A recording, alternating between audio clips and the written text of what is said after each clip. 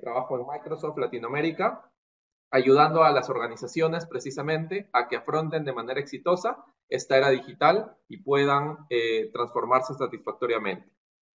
Para cualquier cosa me pueden contactar a mi LinkedIn. La URL que está ahí en la pantalla y en las notas es la URL corta, simplificada de mi LinkedIn, y con gusto poder estar en contacto para cualquier tema de crecimiento y networking profesional sin ningún problema.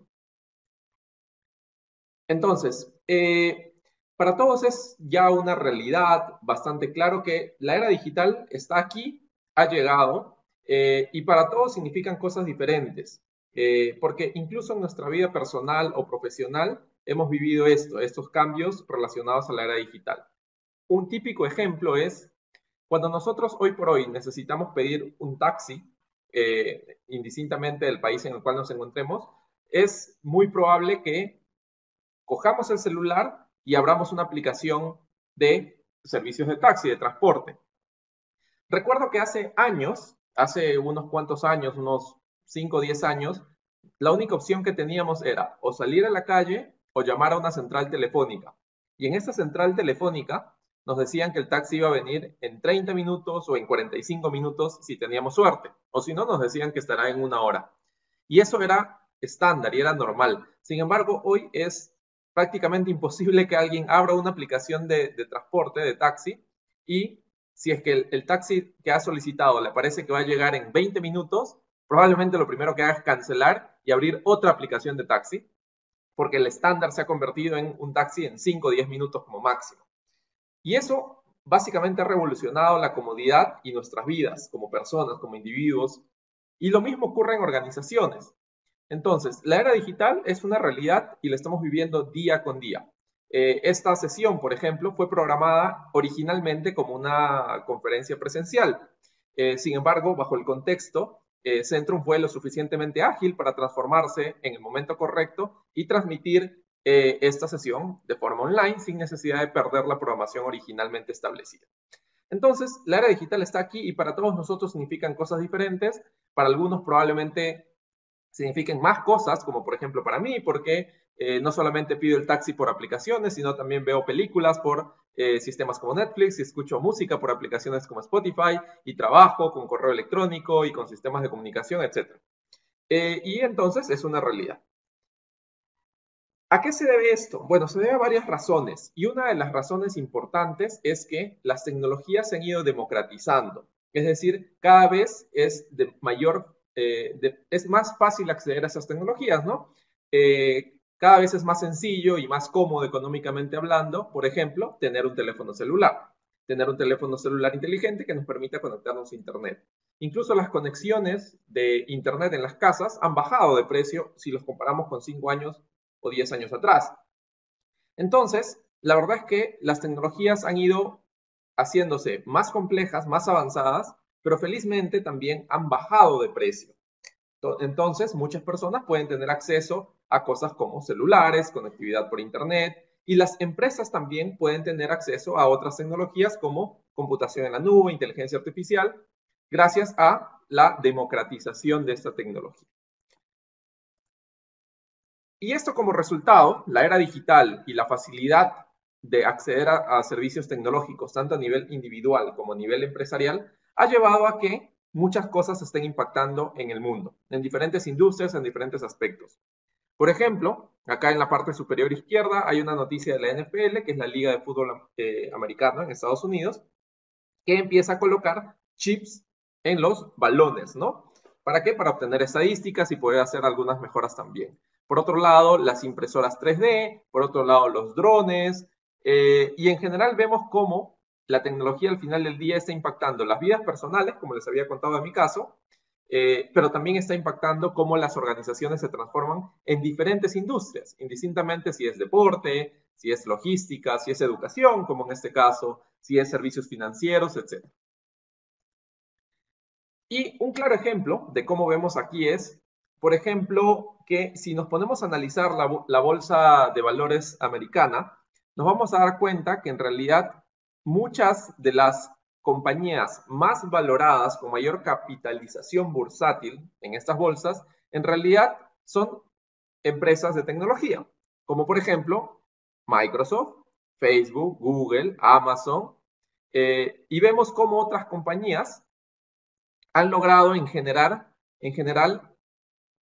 crecer lo suficientemente grande en poco tiempo. En esta gráfica, para explicarle un poco, de izquierda a derecha tenemos la valuación, es decir, el valor bursátil de la compañía. Mientras más a la derecha, mayor valorización, y mientras más a la izquierda, menor valorización.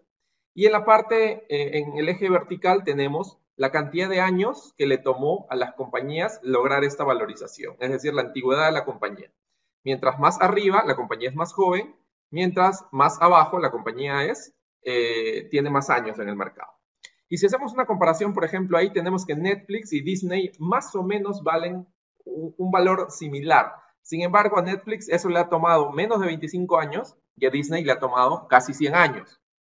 ¿Por qué? Vamos a descubrirlo más adelante, pero como se pueden imaginar, básicamente está basado en quienes aprovecharon tecnología para poder crecer más rápidamente. Entonces, vean todos los que están en la línea sobre 25, son empresas que probablemente todos conocemos, como Airbnb, Uber, Tesla, PayPal, Salesforce, Microsoft, Amazon, Facebook, Google, etcétera, etcétera. Y la pregunta entonces es, por poner un ejemplo, ¿qué es lo que Netflix hizo bien? ¿Por qué logró ese éxito? Y probablemente muchos piensen que el éxito principal de Netflix se deba a que lanzó una plataforma de streaming. Pero la verdad es que eso es parte relativa del éxito, porque si recordamos la historia de Netflix, en realidad Netflix nace como un servicio de renta de DVDs, VHS, etc. Es decir, no tenía una plataforma de streaming.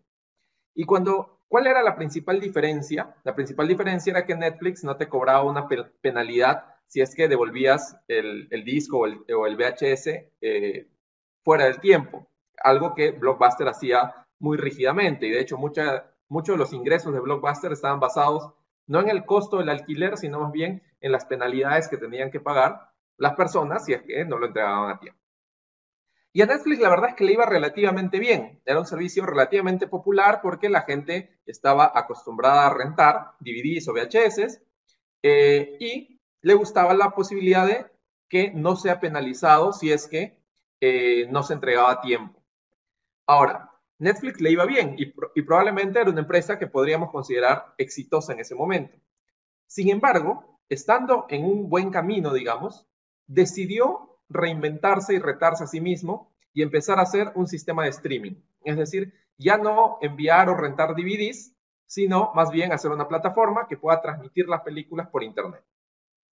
Y eso fue claramente un riesgo que claramente le dio buenos resultados y es lo que es Netflix hoy por hoy. Y luego, recuerdo que si retrocedemos el mundo hace unos 5 años, todo el mundo decía que Netflix, la característica principal de Netflix era que es una plataforma de entretenimiento que no produce contenido y que su éxito se debe a que no necesita invertir en crear contenido, porque Netflix es únicamente la plataforma y él compra o licencia contenido de otros y lo pone en su plataforma. Entonces, siempre decían, ok, Netflix es muy exitoso porque Netflix es una empresa de entretenimiento que no requiere generar contenido. Y si pensamos hoy en día, en realidad Netflix tiene mucho contenido original. ¿Qué significa eso? Que Netflix, una vez más, empezó haciendo renta de DVDs físicos, le iba bastante bien y aún así decidió reinventarse y crear un servicio de streaming. Un servicio de streaming basado en licenciamiento de contenido de terceros. Le iba bastante bien, pero aún así decidió reinventarse y empezar también a crear contenido propio. Y es así como, si podemos resumir qué es lo que hizo Netflix muy bien, en realidad no es tener la idea millonaria en el día cero y empezar como una empresa de streaming de videos, sino que lo que ha hecho y hace muy bien Netflix es reinventarse, tener un modelo de negocios y aunque le vaya relativamente bien, o bien en realidad, retarse a sí mismo y pensar cuál sería el siguiente modelo de negocios que me ayudaría a seguir creciendo.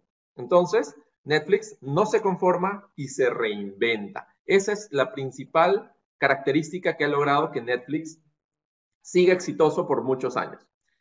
¿Y a qué se debe esto? Porque es necesario reinventarse siempre. Y acá el primer mensaje importante, y es que la transformación digital nos puede ayudar, sí, a crear valor, nos puede ayudar a diferenciarnos de la competencia, pero a lo largo del tiempo, este valor, digamos, puede ir decreciendo. ¿Por qué? Porque la competencia, por ejemplo, nos puede imitar, puede sacar productos similares, puede finalmente equiparar esa ventaja competitiva que teníamos inicialmente al hacer esta transformación. Entonces, como pueden ver ustedes acá en la gráfica, si es que no tomamos acción como la línea roja, al final del día lo que vamos a hacer es de generar o de construir valor, eliminar valor. ¿Por qué? Porque todos los competidores nos van a superar. Si hacemos algunas estrategias como por ejemplo de eficiencia digital, eficiencia operativa, etcétera, sí vamos a generar valor, pero obviamente van a ser diferenciales que nos van a ayudar durante un periodo corto de tiempo, es decir, rápidamente vamos a perder ese valor creado porque la competencia rápidamente va a poder equiparar lo que estamos haciendo.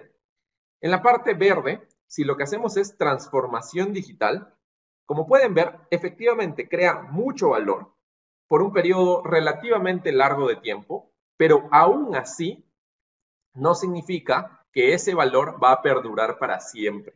Entonces, el primer gran mensaje es que la transformación digital nos va a ayudar efectivamente a generar más valor, a diferenciarnos de la competencia y a entregar un mejor servicio a nuestros clientes, pero esta tiene que ser constante, porque si la hacemos una vez, hacemos un programa de transformación una vez en un año y esperamos que eso nos perdure para siempre, probablemente estemos en el camino incorrecto. Y Netflix lo que hace es efectivamente transformarse cada vez más. Y ahora Netflix no solamente hace contenido propio, sino que también hace contenido propio de películas interactivas. No sé si han tenido la oportunidad de ver una temporada especial de Black Mirror, por ejemplo, o unas cuantas películas también que sacó, donde cada usuario puede decidir cómo seguir el rumbo y el guión de la película y cada uno tendrá un final diferente.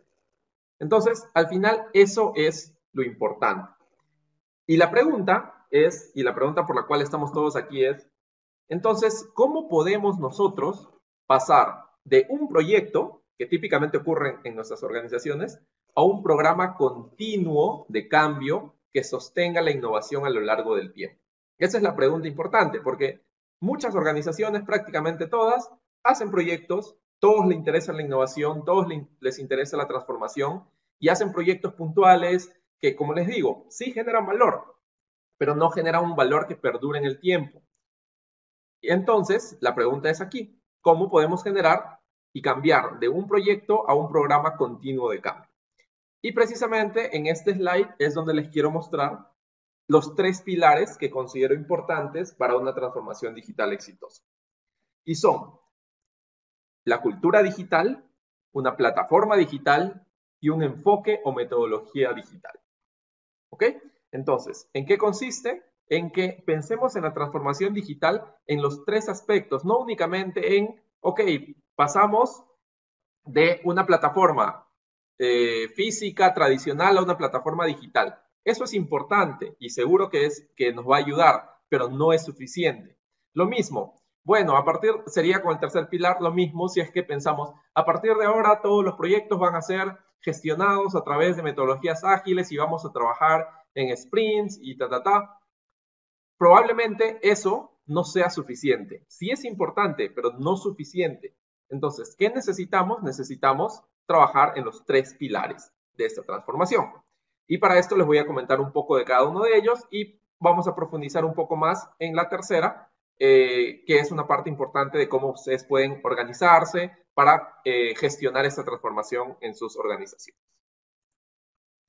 Entonces, como punto 1, la cultura digital. Como les había dicho, existen 3 pilares y probablemente por donde debamos empezar, si es que queremos hacer esta transformación, los 3 pilares son igual de importantes, pero si tuviéramos que elegir un lugar por donde iniciar esta transformación, probablemente sea a través de un cambio cultural. ¿Por qué? Porque este cambio cultural es el que nos va a permitir a todos tener un sentido de urgencia, tener claridad de la importancia del cambio y sobre todo estar dispuestos a aprender y a arriesgar. Por ejemplo, esta sesión, como les había dicho, programada inicialmente como un evento presencial en la ciudad de Lima, rápidamente terminó convirtiéndose en este webinar, en esta sesión en línea. Ahora, no solamente era importante que la Universidad Centrum tenga una plataforma donde podamos dictar la sesión, sino que era más importante que las personas que están detrás de la organización, como por ejemplo Ivana Romero o Ivette del equipo de Alumni, tengan esta mentalidad digital de pensar en, ok, si es posible hacer un cambio, si es posible mudarlo a una versión en línea, de poder adaptarse, porque probablemente si hubieran tenido la plataforma totalmente idéntica a la que está ahora, pero ellas hubieran tenido una mentalidad o una cultura no digital, lo primero que hubieran pensado es en cancelamos el evento porque hay un estado de emergencia y es imposible hacer el evento, entonces queda cancelado o se pospone hasta nuevo aviso. Pero no, gracias a esa cultura digital, rápidamente reaccionaron y decidieron, vamos a transformar el evento en una oportunidad de llegar a más personas a través de una sesión en línea. Y cuando hablamos de cultura digital, entonces es eso, es que las personas estén dispuestos a asumir esta transformación. Y uno de los elementos principales que me parecen importantes en esta cultura digital y que de hecho aplicamos muchísimo en Microsoft es lo que se conoce como growth mindset. No sé si todos han tenido la oportunidad de escuchar ese término. Es un término acuñado en un libro llamado Mindset de la profesora Carol Dweck de Stanford, que precisamente trata de indicar que todos podemos desarrollar más nuestro conocimiento y nuestra mente. Que nuestra mente no es fija, sino que es como un músculo que se puede entrenar, desarrollar y mejorar. ¿Y por qué es importante empezar con Growth Mindset y por qué ha sido importante incluso en nuestra transformación global como compañía en Microsoft?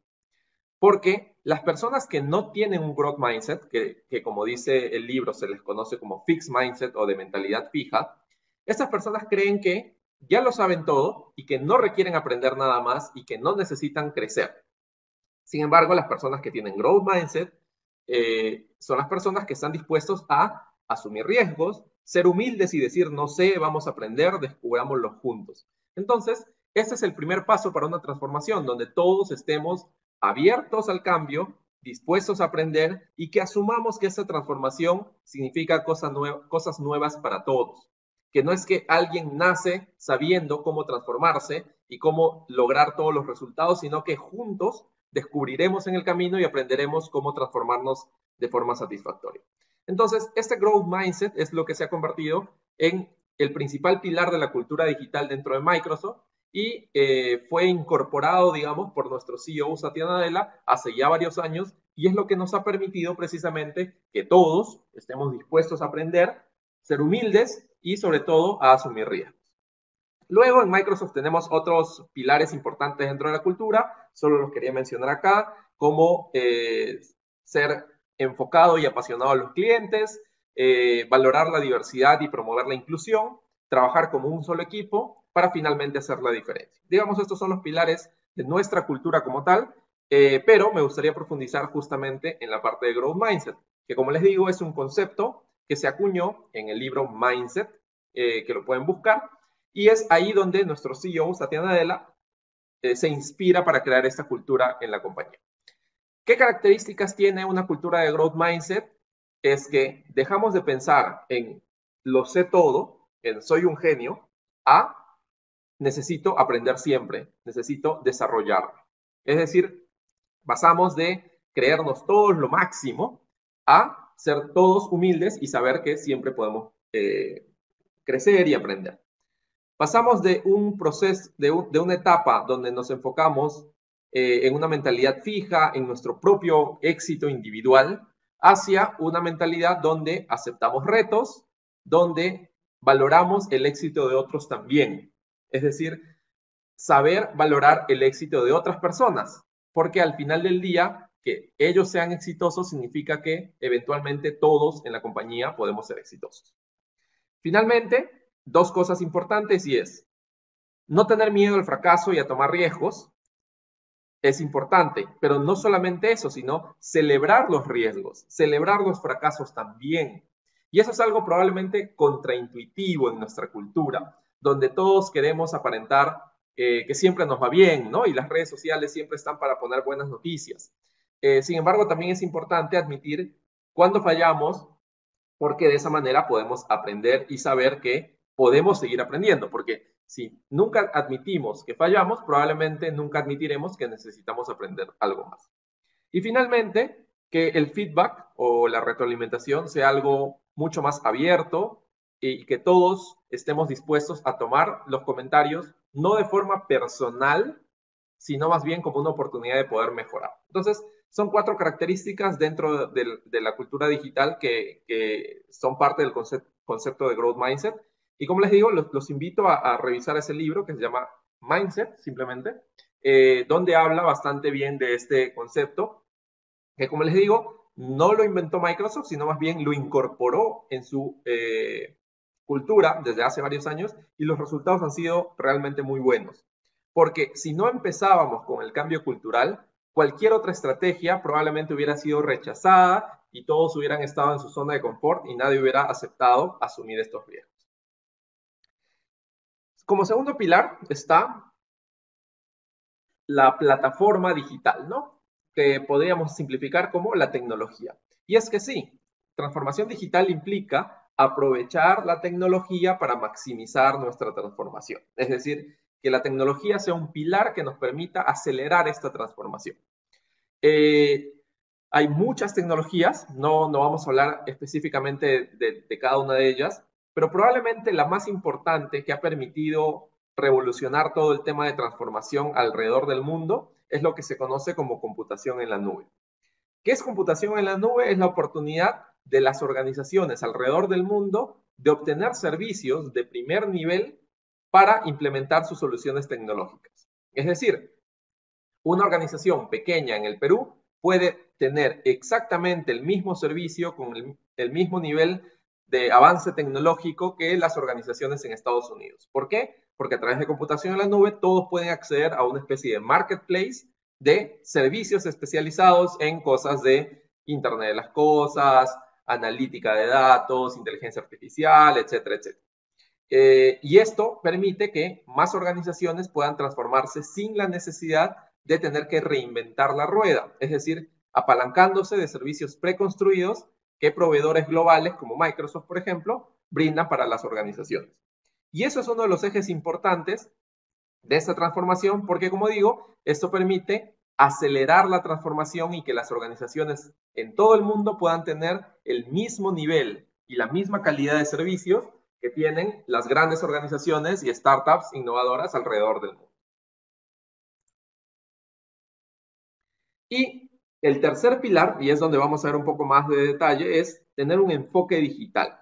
Es decir, una forma clara de cómo organizarnos para poder hacer esto una realidad. Hablamos que el primer punto es, ok, tengamos una mentalidad digital, ayudemos a que la organización transforme su cultura y que todos estemos dispuestos a aprender, a celebrar los riesgos y los fracasos y que todos estemos listos para ayudarnos unos a otros, trabajando en equipo, creciendo todos.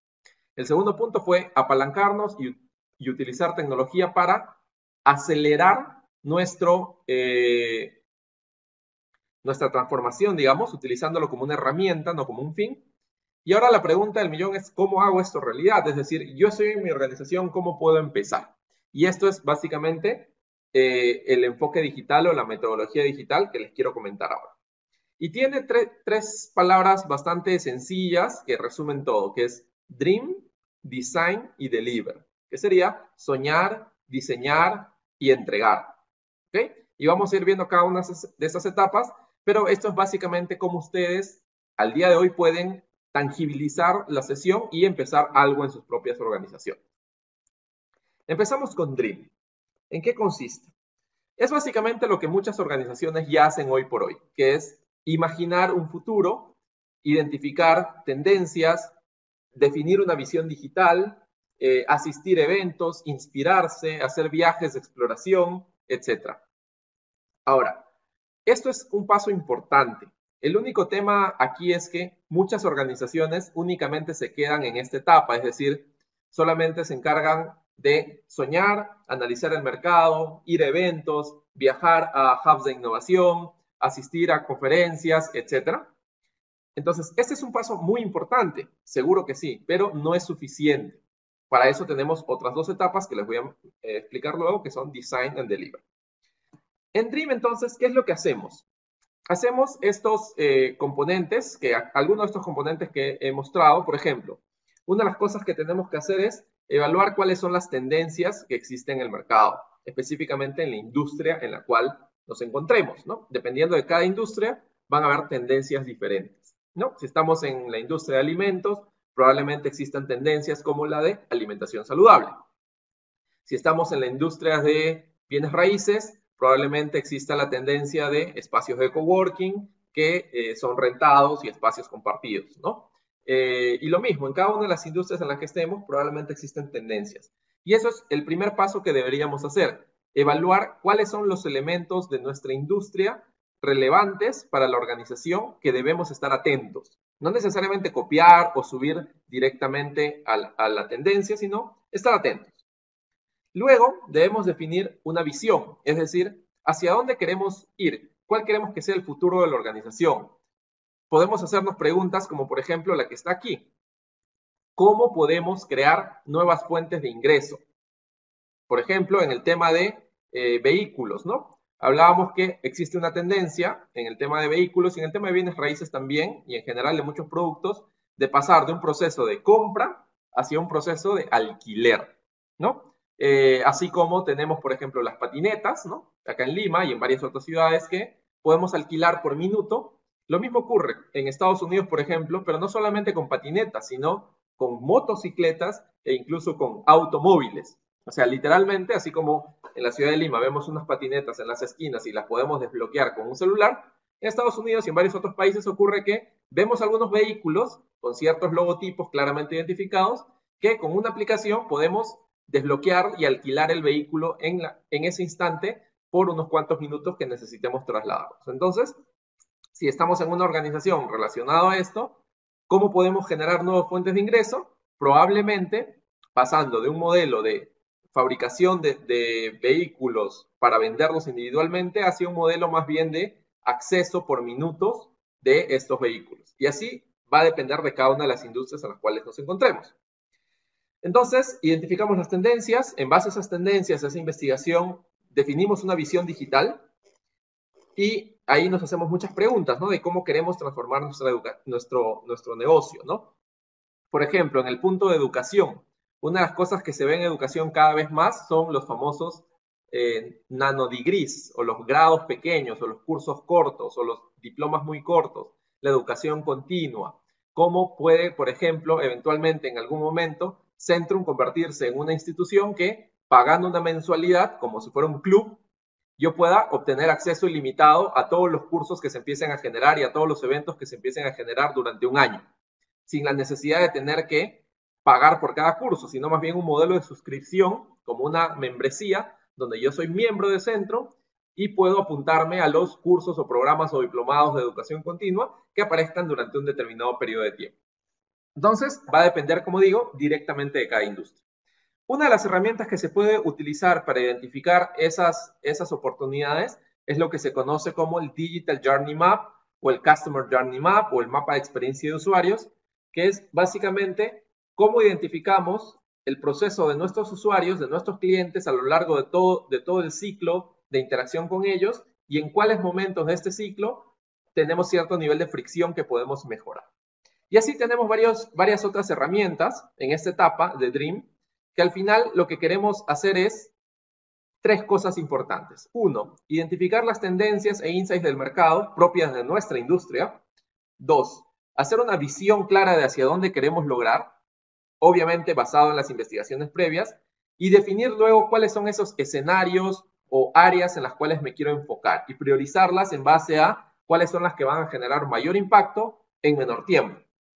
¿Ok?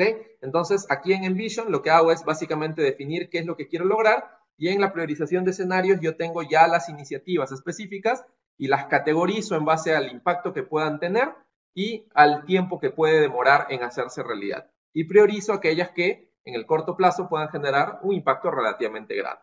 Y esa es la parte de Dream. Y como digo, la verdad es que esto es lo que la mayoría de organizaciones hace muy bien. Pero el problema es que no es suficiente hacer únicamente esto.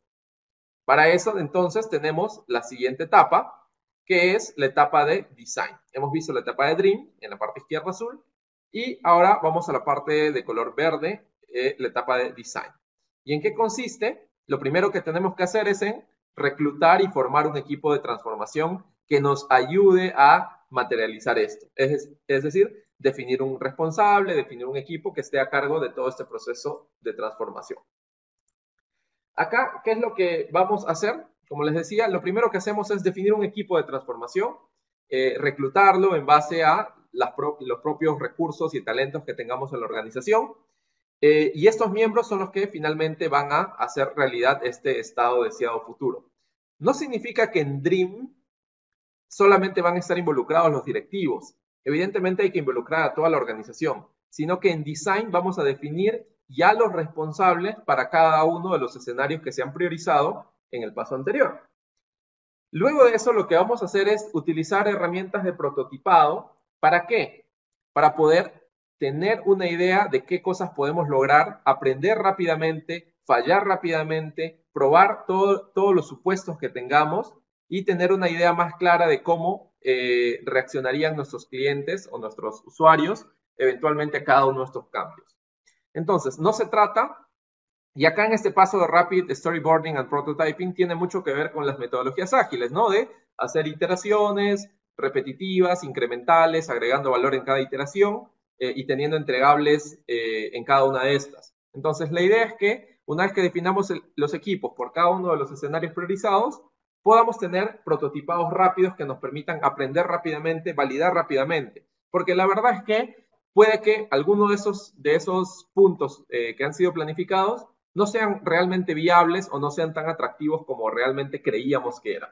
Y lo importante acá es, como ya tenemos una mentalidad digital y ya sabemos que está bien fracasar y ya sabemos que siempre podemos aprender, que una vez que hagamos un prototipado rápido y descubramos que no es la idea correcta o al menos no tiene el impacto que esperábamos, poder decir la verdad y decir, esta idea no va más, tenemos que ajustarla, cambiarla, eliminarla, etc. Y luego lo que hacemos es, una vez que hemos validado, obviamente lo que haremos es generar un caso de negocio para que esto se pueda convertir en una implementación, ¿no? ¿Por qué pongo estos puntos que pueden sonar probablemente un poco tradicionales? Porque la verdad es que en una empresa, cuando hablamos de transformación digital empresarial, estos temas siempre van a ser importantes y el tema financiero y económico claramente es un factor que podría asegurar, si es que tenemos su apoyo, el éxito, o si es que no tenemos su apoyo, el fracaso de cualquier iniciativa. Entonces, recordemos que estamos en un entorno empresarial y por lo tanto sí tenemos que continuar con cosas importantes como por ejemplo que por cada uno de estos proyectos que ya han sido previamente validados en un escenario controlado, tengamos que desarrollar un caso de negocio y mostrar cuáles son las oportunidades económicas que se pueden presentar y que ya han sido prevalidadas en este proceso rápido de prototipado. Y después de eso podemos hacer cosas como, por ejemplo, evaluar nuestro modelo de madurez en la organización. ¿Para qué? Para saber, por ejemplo, cuál de estas iniciativas van a ayudarnos a mejorar la madurez de nuestra organización, ¿no? Y finalmente, tener una gestión del cambio y un roadmap de trabajo. Y eso lo voy a mostrar en el siguiente slide. Como vemos acá, lo que hacemos son varias cosas. En primer lugar, hacemos prototipados rápidos para poder aprender y fallar en base a un equipo que ya hemos reclutado. Luego de eso, lo que hacemos es evaluar cuál es nuestro modelo de madurez y también hacer un caso de negocio por cada una de estas iniciativas para poder demostrar digamos, al equipo de liderazgo que los prototipos que ya han sido previamente validados realmente van a impactar positivamente el negocio, porque en la transformación digital empresarial es importante estar 100% alineados con los objetivos de la organización. Y finalmente lo que hacemos es ya un roadmap, es decir, un plan de trabajo a largo plazo, donde ya no solamente tengamos escenarios, como los llamábamos en el paso de Dream, ¿no? En el paso de Dream nosotros hablábamos de priorización de escenarios, que vendrían a ser como iniciativas o sueños, algo más intangible que los vamos a prototipar y validar. Pero una vez que los prototipamos, validamos, tenemos casos de negocio, etcétera, lo que tenemos al final del día es proyectos, ¿no? Ya tenemos proyectos tangibles. Y cada uno de estos proyectos, obviamente, los vamos a poner en un roadmap donde tengamos las etapas o fases a desarrollar. Y acá probablemente tengamos algunos proyectos en el corto plazo, otros en el largo plazo, otros en el muy largo plazo, etcétera, etcétera, dependiendo si es que está relacionado a una mejora incremental de algo existente o más bien a un tema aspiracional de largo plazo. Y sí es importante mencionar los temas aspiracionales, pero también es importante hacer lo que en inglés se conoce como los early wins. ¿Qué es un early win? Es un éxito temprano, es decir, tener evidencias de que el equipo de transformación está logrando cambios, aunque sea pequeños, pero que están realmente impactando y devolviendo valor, el retorno a la inversión y creando valor en la organización. De esa manera generas dos cosas. Uno, generas confianza en el equipo de transformación. Y dos, generas que el equipo de liderazgo continúe dando su apoyo.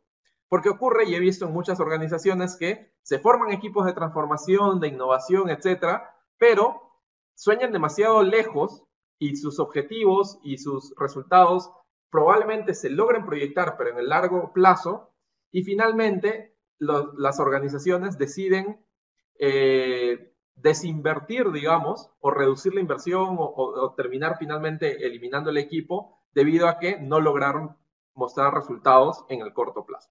Una vez más, probablemente esto pueda sonar un poco tradicional, pero en el mundo de transformación digital empresarial es importante, porque lo que queremos es, sí, efectivamente, transformar a nivel estratégico y convirtiéndose en un modelo de negocio digital totalmente. Y tenemos que tenerlo presente acá en el cuadro aspiracional.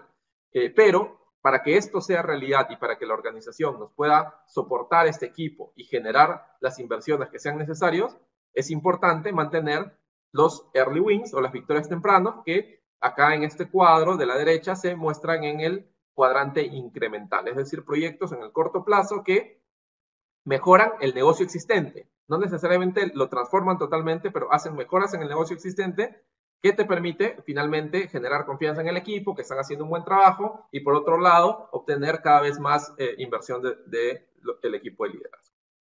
Entonces, hablamos de la etapa de Dream, luego de la etapa de Design, y la otra tercera etapa, igual de importante, es la etapa de Deliver o de entrega, que consiste realmente transformar los sueños de la etapa 1 en una realidad a través de un proceso continuo.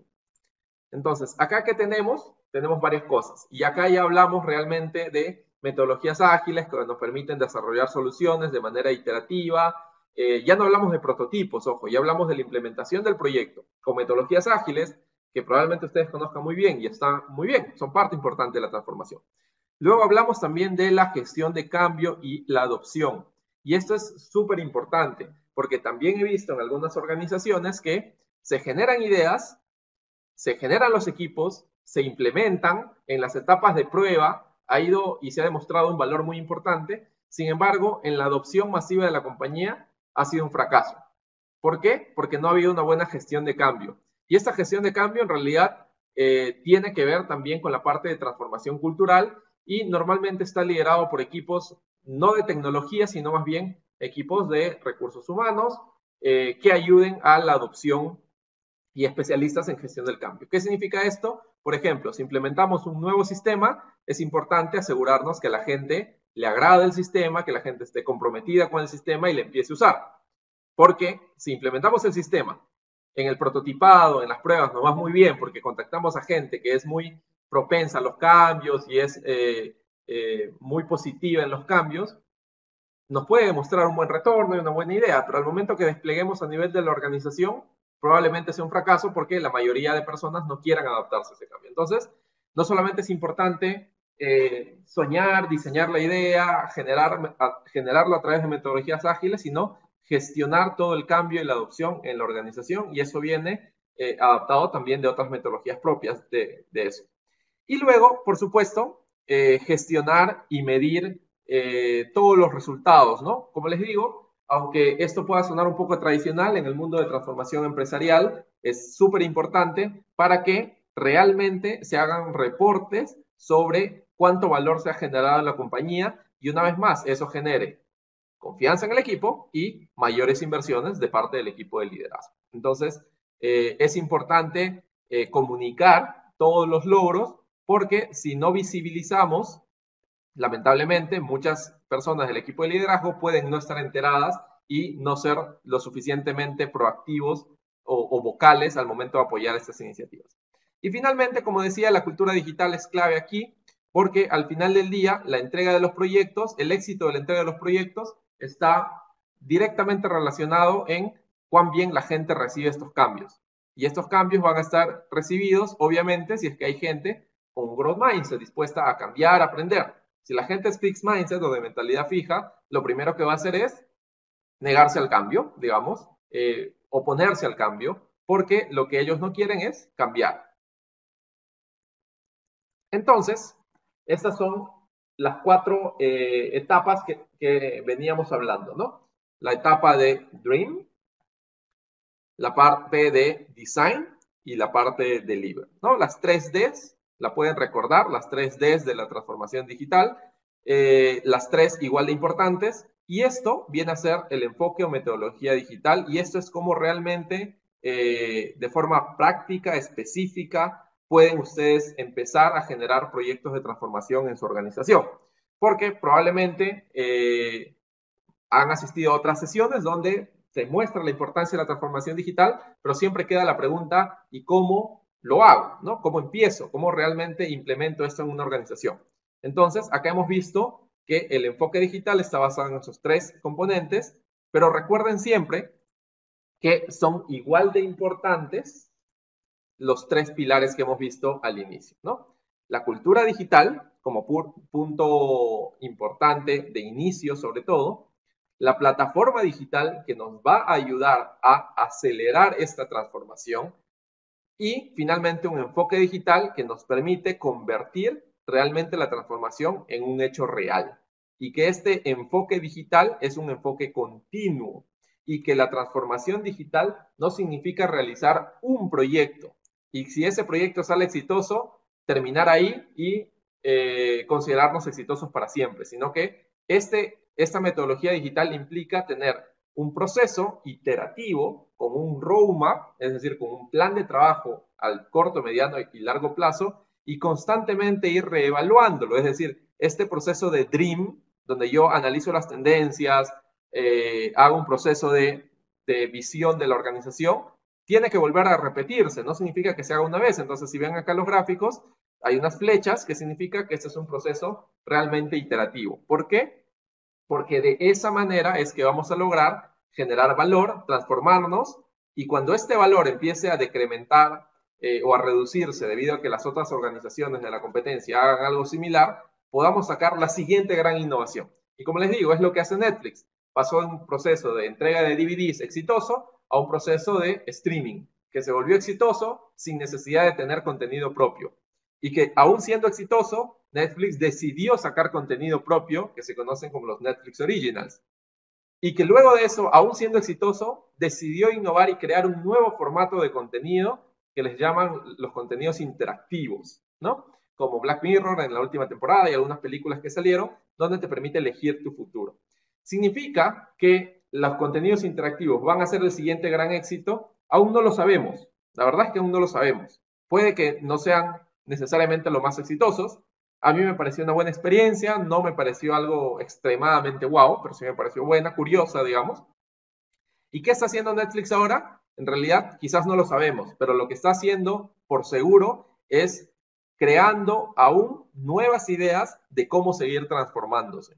Porque como pueden haber visto en las noticias, se vienen otras plataformas, ¿no? La de Disney, la de Amazon, etc. Y lo que ellos han logrado hasta el momento les ha permitido ser exitoso. Pero ya otras organizaciones están empezando a, digamos, nivelarse a los servicios que ellos brindan, ¿no? Tanto Amazon como Disney o HBO Go, todos ellos tienen plataformas de streaming, tienen contenido original y cada vez se van pareciendo mucho más a Netflix. Entonces, Netflix lo que está haciendo, por seguro, es seguir pensando en qué otras formas puede transformarse para que este cambio realmente no sea un único proyecto temporal, sino que sea todo un proceso de transformación continuo que los ayude a tener una ventaja competitiva a lo largo del tiempo. Entonces, solo me gustaría cerrar con una pregunta para que la respondan ustedes mismos, ¿no? Para que hagan una reflexión individual. y ¿están sus organizaciones realmente preparadas para la era digital?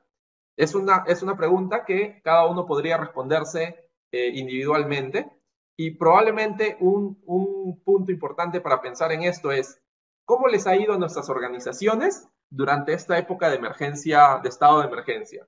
¿Hemos podido mantener la comunicación y cierto nivel de operaciones sin necesidad de estar físicamente digamos, en las oficinas? Eso no significa que sea la única pregunta que define el éxito o la disponibilidad para la era digital, pero es una pregunta que ejemplificaría de forma muy puntual y relevante en este contexto que también nuestras organizaciones están preparadas, ¿no? Por ejemplo, como experiencia personal, en el caso de Microsoft, nosotros venimos trabajando de forma remota durante muchos años, y durante muchos años también he podido trabajar desde o mi casa o desde alguna ciudad o país donde me encontraba de viaje por trabajo. Y realmente, si me preguntan en qué ha cambiado mi día a día en estos días de estado de emergencia, principalmente en que no puedo salir a la calle, pero mi ritmo de trabajo y los proyectos y las horas que trabajo son exactamente las mismas que tenía antes del estado de emergencia, porque ya nosotros veníamos preparados y veníamos trabajando con herramientas digitales, procesos ágiles, comunicaciones ágiles, personas dispuestas a adaptarse, y el estado de emergencia ha representado prácticamente ningún cambio en nuestro ritmo de trabajo interno y de nuestros proyectos. Entonces, ahí queda la pregunta, la reflexión final, ¿no? Si sus organizaciones están realmente preparadas para la era digital, y muy específicamente quedaría la pregunta relevante en este contexto: ¿cómo sus organizaciones han podido adaptarse a un estado de emergencia para poder continuar en la medida de lo posible sus operaciones, apalancándose de cosas como productos de tecnología? Eso es todo, y cualquier pregunta más que bienvenida acá en la parte de los chats. Muchas gracias, mi nombre es Carlos Rojas y será un gusto poder estar en contacto más adelante a través de mi LinkedIn, que ahí está la URL para poder mantener la comunicación a través de ese canal.